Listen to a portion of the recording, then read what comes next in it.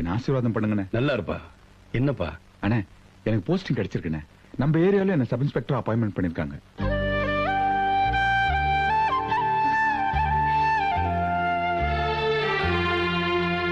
பாத்தியா, உன் சம்சாரம் வந்த நேரம் உனக்கு வேலை கிடைச்சிருச்சு. ஸ்வீட் இருக்குங்கண்ணே. முதல்ல உன் சம்சாரத்துக்கு கொடுப்பா, எல்லாம் அவராசிப்பா. உனக்காக எத்தனை நாள் விரதம் இருந்திருப்பா, எத்தனை சாமி கும்பிட்டுருப்பா. என்னம்மா, எந்திரிமா. என்ன பெத்த அப்பன் கூட என்ன தரித்திரம் தரித்திரம் தாங்க திட்டிருக்காரு.